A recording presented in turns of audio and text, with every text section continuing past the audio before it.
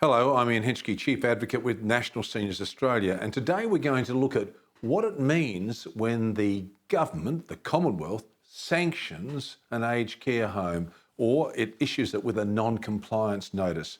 With me is Peter Vincent from Aged Care Management Australia, and Peter, it's your job to deal at the other end, isn't it, with the nursing home when it's been issued with a non-compliant order or a sanction. What's the difference between the two? Thank you, Ian. Yeah, look, it is our role to go into facilities when either a notice of sanction or non-compliance has been issued.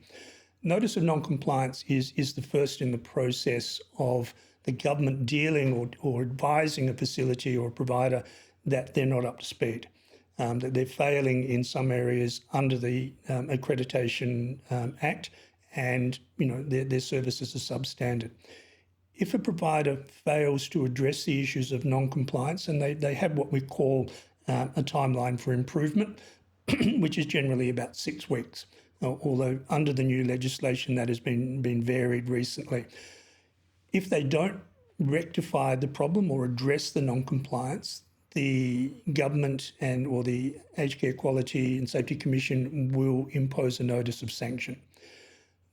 That means that a provider suffers significant penalties, some of which are financial penalties, in that they can't admit new residents for a period of sanction. That usually runs for about 3 months while they're under sanction. They can't admit any new residents.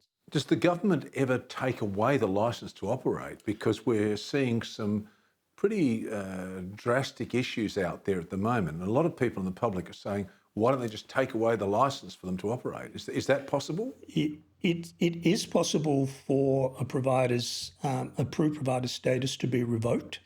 It hasn't happened very often. I think in my history, I can only recall it over the last 20 odd years happening twice, once here in Adelaide and once in New South Wales. It's a very, very big step legally for the government to do that. So it's more about spotting problems early, trying to treat them, and then if they escalate, then you end up bringing somebody in like yourself to say, look, we need an outside set of eyes to say what you're doing wrong. It is a requirement under the Aged Care Act that providers who are sanctioned must appoint a nurse advisor. It's a legal requirement.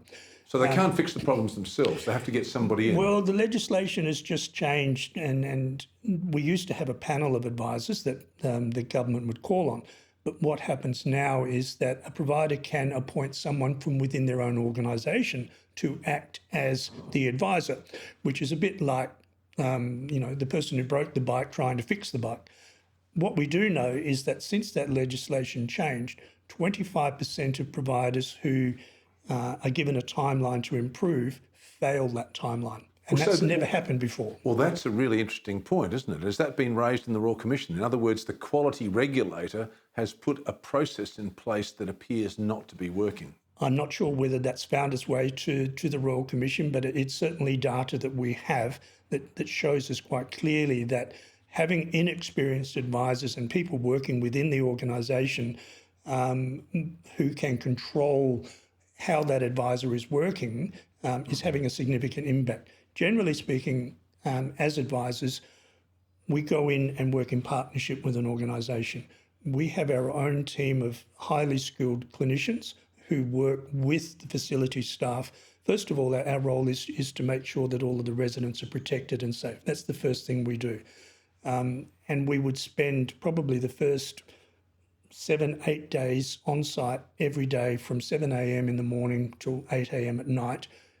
This sounds like a costly procedure. So if you are sanctioned and your organisation, Aged Care Management, comes in, or any other one comes in, this is going to cost the operator money. It is an expensive process, and there are different scales of fees that some advisors. My colleagues tell me in New South Wales at the moment that the cost to an advisor can be up to $1 million.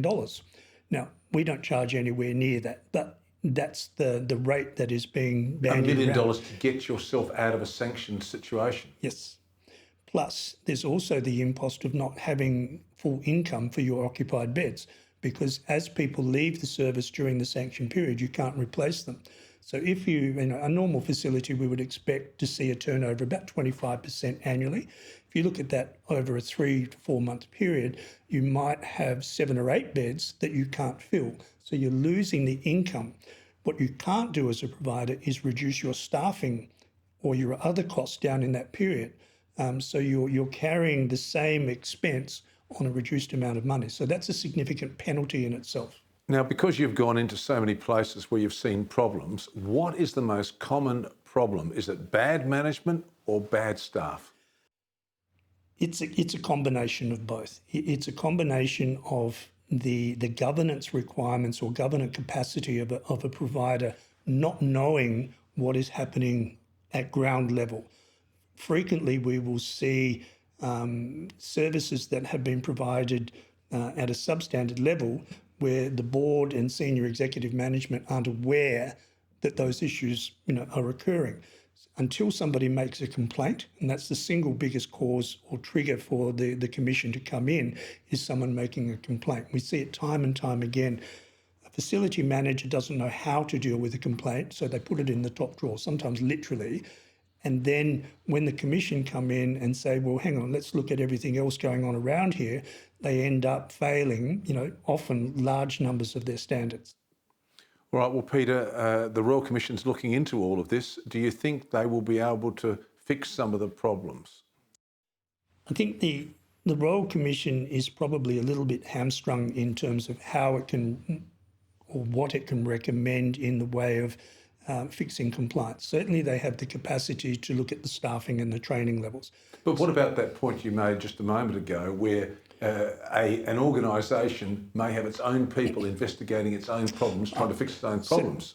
Certainly that's something that we would, and all of my colleagues who are advisors would be advocating that we go back to the old system where we had a panel of, we had to be interviewed and go through hoops to get appointed as an advisor.